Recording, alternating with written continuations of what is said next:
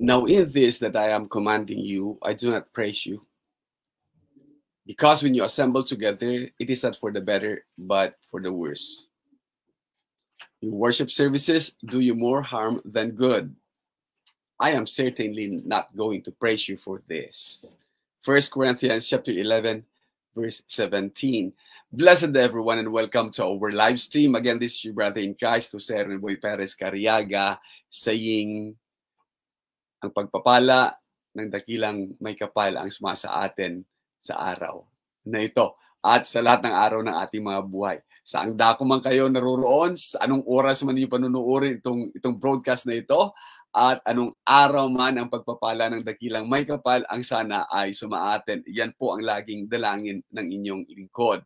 Patuloy po tayo sa ating pag-aaral patungkol sa pagtitipon, patungkol sa gatherings, patungkol sa yung pagsasama-sama. So this is now the part 2 of our gatherings. Nung nakaraang linggo, in-establish po natin that why gather or assemble. At nakita natin that there was an instruction or a command or a charge, at ito ay batay sa isang para-angelon na ginamit na ang translation niya is to transmit a message, to charge, or to command. At nakita nga natin sa mga translations na ginamit natin, kagaya ng ESV at AFV, gagamitin niya doon niya na sinasabing, in the following instructions, I do not command you because when you come together. Or sa AFB naman, I am commanding you. Ito yung pinag-uutos ko. Now, I charge you for this. So, itong mga bagay na to, nakita po natin yan last week. Sa mga naghahanap, lalong-lalo na sa mga may hilig sa tinatawag natin na book, chapter, and verse.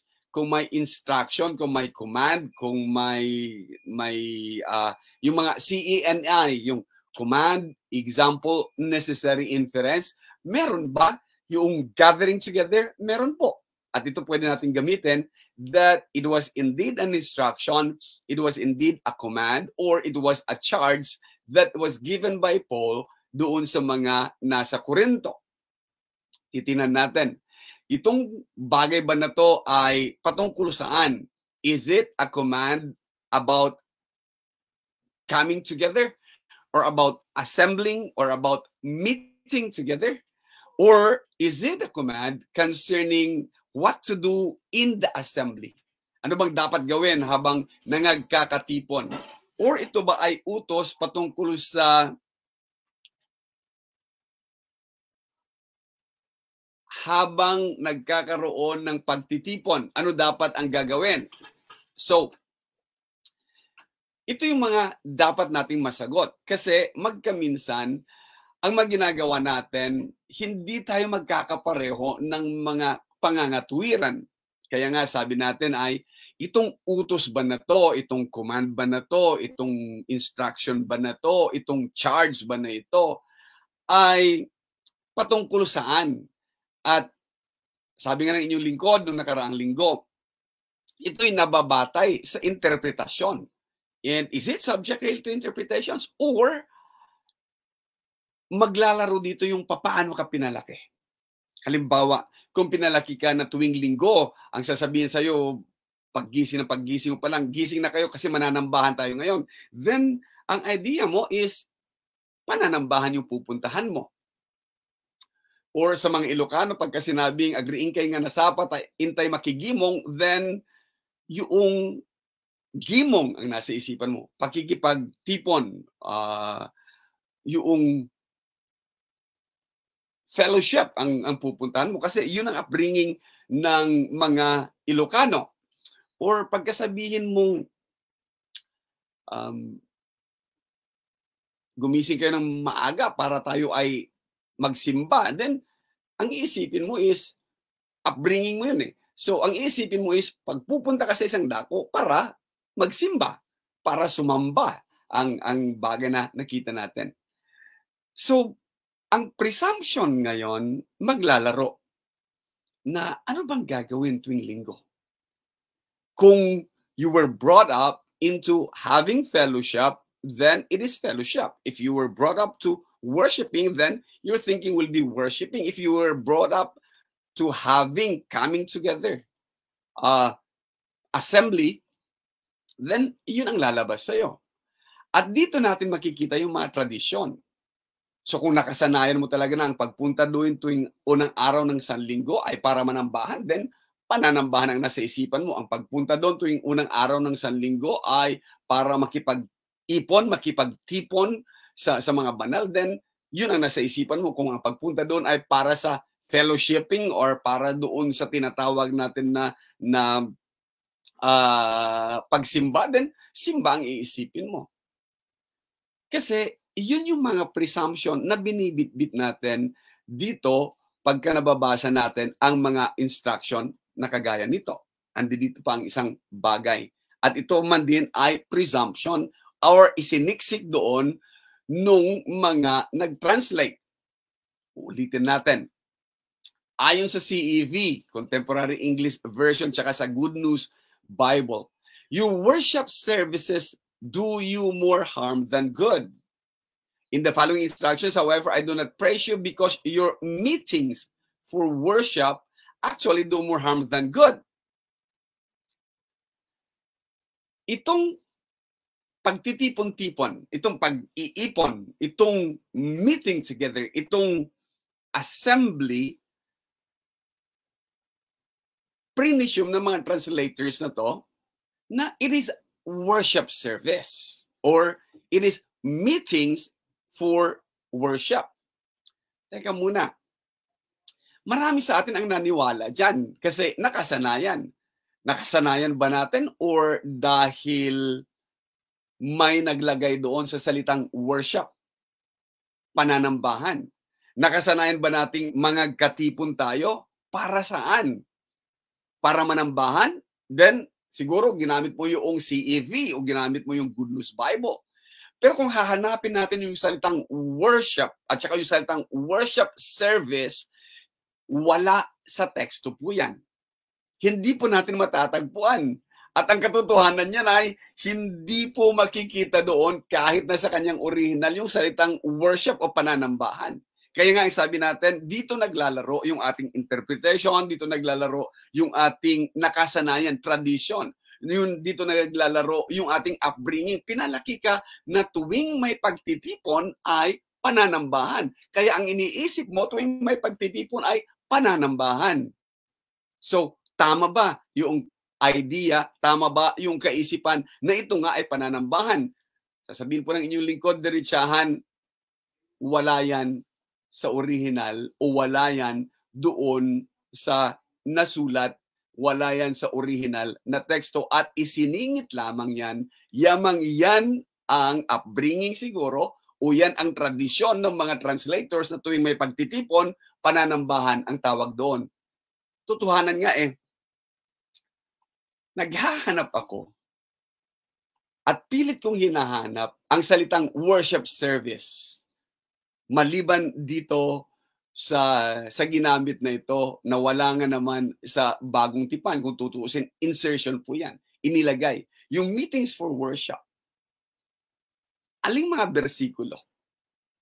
Kasi kung iyan ay insertion, kung yan ay isiniksik lang ng mga translators, kung yan ay idea ng mga translators at idea ng mga gumawa ng mga versions na ito, then hindi siya magiging command. Or hindi rin siya magiging New Testament principle. Kasi sinisiksik mo doon yung tradisyon, sinisiksik mo doon yung upbringing, nakasanayan, interpretasyon ng isang sa ganitong paraan o kaparaanan pinalaki, kaparaanan tinuruan. Kaya hindi mo may pagpipilitan ngayon na yan ay isang kautusan. Kundi bagkos, maaring tradisyon, presumption, New Testament principle. Maliban dito sa mga translators na to, I don't think so. Command? Gagamitin na naman sa atin yung John chapter 4. magkakaroon tayo ng pagkakataon na matalakay ang John chapter 4 na yan. Magpapatunay kaya ito na worship service or meetings for worship is a command that kailangang tupdin, kailangang gawin ng bawat Kristiyano? Then, babalikan ulit natin. Ano nga ba talaga ang pagtitipon na ito? What was the gathering all about? And what was the purpose of the gathering? Ano nga ba talaga ang adhikain ng pagkakatipon na ito? Balikan natin lagi yan. Kasi ginagamit natin ngayon ang unang Korinto bilang batayan o bilang basihan muna sa ginagawang gatherings na to. Kung ang sasabihin natin na ito ay, kagaya ng nabasa natin dito sa dalawang translations na to, on which madami pong translations ang meron akong apps, dalawang translators lang talaga, itong CEV at ang GNB lang gumamit ng worship service. Unang may salitang worship. Magiging inclusive ito. Anong ibig kong sabihin sa pagkaginamit natin na mayroong command for worship service or command for meetings for worship? Bagamat wala nga yung salitang worship doon sa original na teksto, inclusive siya. Or exclusive pa. Anong ibig kong sabihin pagka sinabi kong inclusive? Ibig sabihin, kung nababatay dito sa kautosang ito, ang isang tao ay hindi makakapanambahan sa Diyos outside these meetings. Kung wala dito sa pagtitipong ito, then hindi ka makapanambahan. May idea tayong ganun, ano? Ba't wala ka nung samba? Ba't wala ka nung linggo? Ba't di ka nakapanambahan? Kasi ang idea mo, ang meeting together is pananambahan. Hahanapin mo siya. Hindi ka rin makapanambahan kung wala ka doon sa designated na meeting place. Kaya nga ang daming problemang lumabas noong pandemya, di ba? Hindi matanggap ng ilan na mayroong lockdown. Kaya pagka nagka-lockdown, ang gusto nila kahit na pinagbabawal ng gobyerno natin, pinagbabawal ng mga may kapangyarihan, na kailangan pa rin lumabas at magkaroon ng pananambahan doon sa designated place. At naglabasan ang iba't ibang idea. Naglabasan ang iba't ibang katuruan na hindi pwedeng manambahan kapag wala sa kapilya, hindi pwedeng manambahan pagka wala sa building ng church. Eh nung tumindi yung lockdown at napilitan ang bawat isa na manambahan sa kanilang sariling lugar, tinawag mong pananambahan yon. Eh kung inclusive tsaka exclusive pala na worship service ang pakahulugan natin doon sa command na meeting together, then hindi valid yon. Pero sa mga may kaisipan na pagtitipon, then kung saan ng 2 o 3 na nagtitipon sa pangalan ko, there am I in the midst of them. Then may pagtitipon na nagaganap. Even dito ngayon, sa kalagayan natin ito, magkakasama tayo, then may pagtitipon na nagaganap. Is this worship? Tsaka natin pag-usapan kung ano yung worship na tinutukoy natin dito. Ang kinukumpat lang natin na idea ngayon dito ay yung ipinagpipilitan mo ang isang interpretasyon mo patungkol sa worship service na ipinag-utos ito o patungkol sa specific place of worship na siyang binibigyan natin ng diin na magiging inclusivist ka or exclusivist at hindi ka pwedeng manambahang mag-isa. Pwede ba yun? Kasi pananambahan yan eh. Hindi rin pwedeng sinong katipon mo naman, hindi mo pwedeng gawin. So you could not worship God alone. And you cannot worship God in any other days than specified na worship service. Kaya nga, pupunta sa kapilya, anong gagawin? O kaya ang iba, pupunta sa simbahan, anong gagawin? Para magsimba? Pupunta sa bahay-sambahan, anong gagawin? Kasi hindi yung designated time to worship, hindi yung designated time na worship service, kaya hindi pananambahan ang ginagawa doon. So ano nangyayari? And other place than the specified meetings for worship. So, hindi pananambahan yon. So, hindi ka makapanambahan kung saan-saan lang.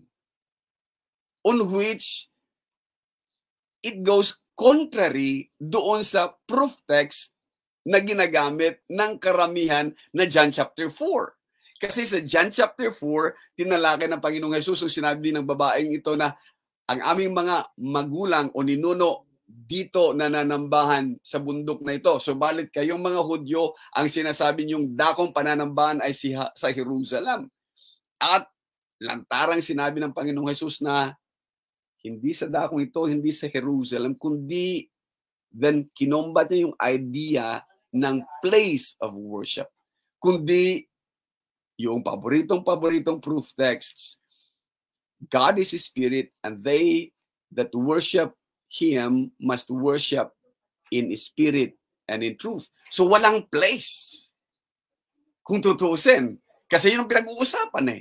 Kaya hindi maaaring gamitin yung proof texts na John chapter 4 dito sa worship services, dito sa meetings for worship, or dito sa place of worship, or doon sa specific time of worship. Ibig mong sabihin, pagka alas 12 na, hindi na yun worship service. Ang ginagawa ko, hindi na maging worship sa Diyos. Yun ang ibig kong sabihin sa pagsasabing inclusive or exclusive. Isang bagay pa. Iba't ibang version po gamitin natin. ISV, KJV, AFV, CEV. Tingnan nyo maigi. For in the first place, I hear that when you gather as a church. Sounds good. When you gather together, the called out as, for that particular, the called out, the church. There are divisions among you and I partly believe it. Sa King James Version naman, na siyang pinanggalingan ito na standard version na sinasabi natin, for first of all, when you come together in the church. Saan? Ang mangyayari tuloy, pagka nakita mo o nabasa mo yung salitang in, place ang mangyayari sa church. Hindi as a called out, as a group, kundi sa particular na place, building ang kalalabasan pagka ginamit mo yung in the church. For first of all, I hear that there are divisions among you when you are assembled together. Again, sa AFB, gagamitin niyo na when you are assembled together, saan? In the church. Hindi kapag ka nangagkatipon kayo bilang iglesia, kundi kapag ka nangagkatipon kayo sa dako yon, iglesia. Ang contemporary naman, dito mapapansin natin, CEV, kanina pa sila, worship service and worship service. Ito makikita natin. I am told that you can get along with each other when you worship. Hindi yung place ang binigyan niya naman ng daan, kundi yung panahon, yung time. At tinawag niya ulit na worship, yung pagtitipon na yon. Ano ba talaga? So, uulitin ko. Ang nakaka-apekto sa pagkakaintindi natin dito is our upbringing. Paano ka pinalaki? Ano yung unang nasiksik sa isipan mo? Or yung tradition na hanggang ngayon pinanghahawakan mo. Na tuwing linggo, kailangan kong magsimba, kailangan kong manambahan, kailangan kong pumunta sa bahay-sambahan tuwing linggo. Bakit? Upbringing mo yan, tradition mo yan. Yan ang pagkakaintindi mo. So lahat-lahat ng bagay, hindi pananambahan yun, basta wala ka sa simbahan. Ang iba naman, hindi makapanambahan kung hindi simbahan. Kasi yung place naman ang na-emphasize doon, kagaya na ginagamit ng King James. You cannot worship God not unless in the specific place. Kaya nga, banal na dako na naman yon. Magawang banal doon sa dako na yun because yung mananambahan ang mga banal. Pero hindi yun ang topiko po natin. Ang pinag-uusapan lamang natin, yung pagtitipon kapag ka ang idea mo ay pananambahan, magiging exclusivist ka na maging pananambahan lang yan on that particular day, on that particular hour, that particular place. Walang katuruan gano'n ang Biblia or ang bagong tipan. Ulitin ko, yan ang upbringing mo, Yan ang understanding mo kasi yun ang isinigsig sa'yo. At yan ang tradisyon na pinanghahawakan mo. Maliban, sabi ko nga sa inyo, dito sa ginamit ng dalawang verse translators na to, bigyan nyo ko ng patunay na ipinag-utos o patunay na mayroong salitang worship service maliban dito sa ibinigay kong translator na CEV at yung isa pa, GNB. Sapagkat alam natin na wala talaga yung salitang worship doon sa original na teksto niya. Let me just move on. So, balikan natin. Sa unang Korinto Kabanatang 11 ulit tayo. In their gathering, sa lahat ng kanilang mga pagtitipon, nakita ni Apostol Pablo na divisions persist. Mayroon talaga silang pagkakanya-kanya. Mayroon talaga silang pagkahati-hati. Mayroon talaga silang division. At naniniwala si Pablo. Kaya kung babasahin natin yung 19 at 20, at sinabi ni Apostol Pablo doon, but of course, there must be divisions among you. Bakit kailangan may divisions? So that, upang sa gayon ay maipakita sino ang gumagawa ng tama at sino ang hindi. So that those of you who are right will be recognized. Sa iba, upang malaman kung sino ang genuine, upang malaman kung sino ang totoo, upang malaman kung sino ang talagang pumunta doon para gawin ang isang bagay na ito for the purpose of gathering together. What was the purpose again? So, kung isasabihin natin ang purpose ng gathering together is to partake of the Lord's Supper, then ang sabi ni Apostol Pablo, it's not the Lord's Supper you are concerned about when you come together. Then, ano ang concern nila? Kumain. At dito nga na naging ang idea na when you worship together, kasi yun ang idea mo na pagka-gather together is worship. At itong ginamit ng karamihan na sabihin, kaya every Sunday, mayroong pananambahan because of this command that of the partaking of the Lord's Supper. At kailangan na every Sunday lang ang partaking of the Lord's Supper. Tingnan natin maigi ang mga presumptions na to. So makikita natin that it was a common practice for them to come together or to assemble. Subalit, ang purpose, hindi lang to partake of the Lord's Supper. Bagkos, kasama, hindi natin inaalis, na yung Lord's Supper was part of the gathering together. Tanong natin, gaano po kadalas ito? So, kung titingnan natin yung early church, based from the account of Acts chapter 2, starting tayo from verse 41, and again, going to verse 47, sabi ni Lucas, Dr. Lucas. Sa 41, matapos mag-preach ni Peter,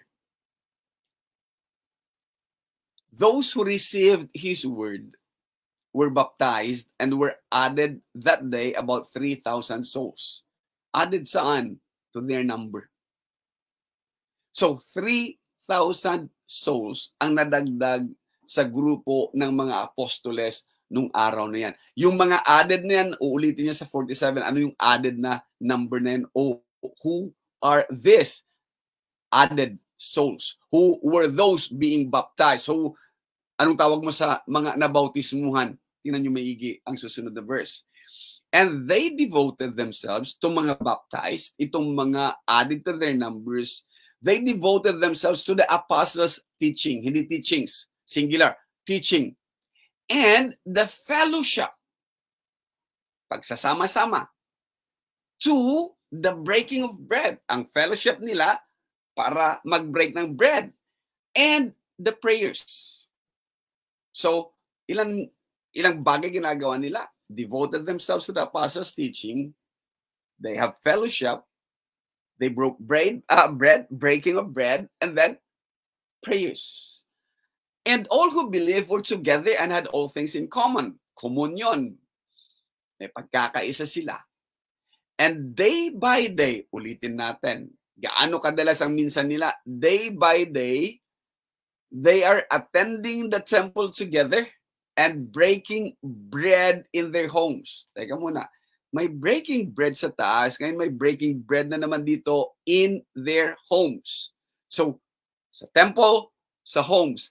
And they received their food with glad and generous hearts, and they were praising God and having favor with all the people. And the Lord added to their number day by day. Sino-sino sila? Those who were being saved. Those who were baptized were added to their number. Unang-una, 3,000. And they stayed, devoted themselves to the apostles' teaching. And they are those who were being saved. Nangaliligtas. So, sa madaling salita, kung magtatanong tayo, hey, church, why gather? Sabihin nila, practice namin. Why gather? The joy of fellowshipping, the joy of being together, fun of being with other Christians. And multicultural ito kasi iba't ibang yung mga diaspora ito, itong mga nakakasama nila. Hindi ito yung mga Hodyo lang na naiwan doon sa Judea, kundi itong mga nagsitanggap, itong mga nangabautismo, itong mga nadagdag sa iglesia na to ay mula sa iba't ibang dako. And chapter 2, ibinigay kung ilang places, nasyones, ang pinanggalingan ng mga to. So ulitin natin, why gather? Ibinigay nila ang rason. Saan? Temple. Homes. Gaano kadalas? Daily. Anong ginagawa nila? Kumakain. Nag-break ng bread. Sa ilan na ipagpipilitan na ang breaking of bread doon is Lord's Supper, then gaano kadalas? Daily ang sinabi, di ba? And they also attend temple rites. Teka muna. Akala ko, mga Kristiyano ang mga to, bakit gawaing Judaismo pa rin ang ginagawa nila? They attend temple rites. The believers share the common purpose, and every day they spend much of their time together in temple area. Siguro, yun lang ang meeting place nila. Pero ibang sinabi ng ESV, they also ate together in their homes. They were happy to share their food and ate with joyful hearts. Yan ay sa easy to read version. English Standard Version. And day by day, attending the temple together. Is it attending the temple rites? Or they were just in the temple kasi walang ibang place wherein they could gather together in large number? Yun bang katwiran dito? And they were breaking bread in their homes. Teka muna. Kung breaking bread is just eating. So hindi mo pwedeng i-classify na yung breaking ng bread ay about Lord's Supper lang, kundi breaking bread in their homes. O sige, kahit na i-grant mo na Lord's Supper din yung pag-break ng bread sa kanilang mga tahanan. And they do that daily. And they received their food with glad and generous hearts. Interesting. Anong ginagawa nila?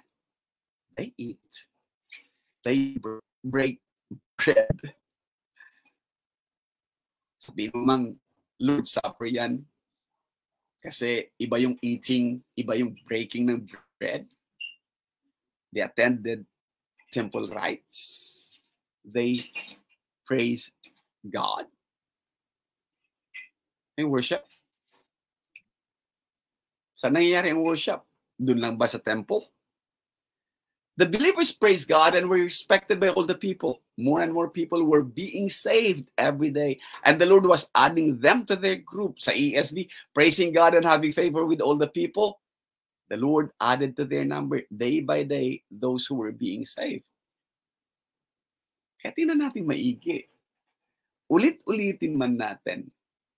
Makikita natin that ang ginawa nila, they eat.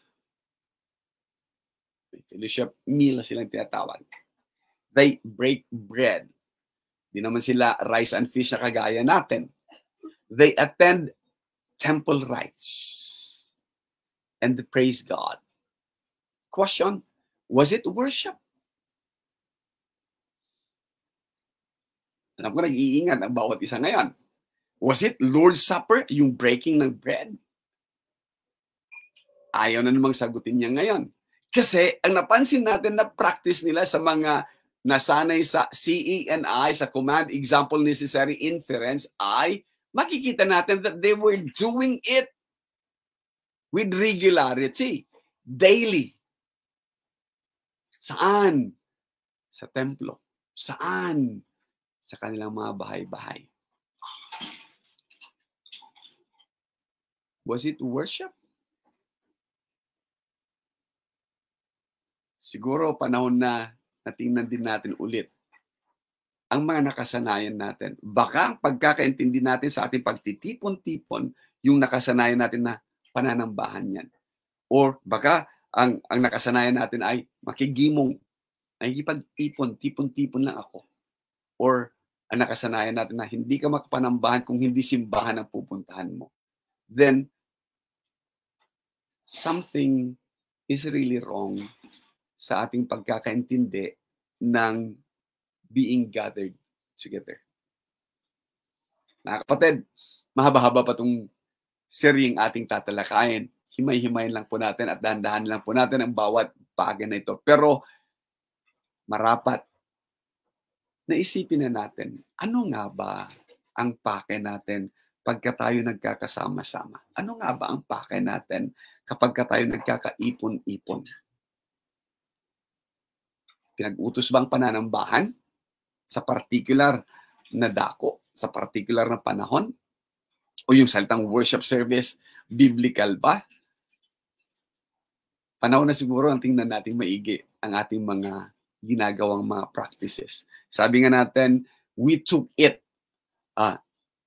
Tinanggap natin. Kasi nakasanayan lang, tinanggap natin, hindi natin tinanong mga sarili natin kung tama ba mga ginagawa or hindi. Sana magbigay daan ito sa pag-iisip, sa ating critical thinking. What are we doing? Why gather? Bakit nga ba tayo magkakaipon-ipon o magtitipon-tipon? Why gather? Why meet together? Why assemble? Yun ang mga bagay-bagay talaga na dapat nating mabigyan ng sapat na kasagutan. Kasi, sabi niya, when you come together, it is not the Lord's Supper that you eat. Or it's not the Lord's Supper that you are concerned about. For in eating, ito na, lalabasan ni Apostol Pablo, sa mga nasa Corinto, hindi ito yung nangyayari doon sa Jerusalem. Each one goes ahead with his own meal and one goes hungry, another gets drunk. What? Do you not have houses to eat and drink in? Kagaya ng mga napag-usapan, nakasanayan nila, di ba? Magkaroon ng fellowship lunch. Or do you despise the church of God and humiliate those who have nothing? Teka, how could that gathering despise the church of God? What shall I say to you then? Shall I commend you in this? No, I will not. And because of this malpractice in Corinth, malpractice sa church, their gatherings did more harm than good. Ito kaya mga gatherings natin. Is it doing us more harm than good? Or is it still yung understanding natin na hindi tayo makapanambahan kasi wala tayo sa simbahan? Or kapag ka nagkakatipon-tipon tayo para sa pananambahan at hindi sa pagpapalakasan? Marami po mga katanungan ang bibigyang daan natin na dahan-dahan nating ipapaliwanag sa seryeng ito. Muli, ito pang inyong kapatid, Jose Ronboy Perez Cariaga. Nagpapasalamat sa inyong panahon. Please, email me or di kaya comment ang mga idea ninyo sa tinalakay nating topiko ngayong umaga. Salamat.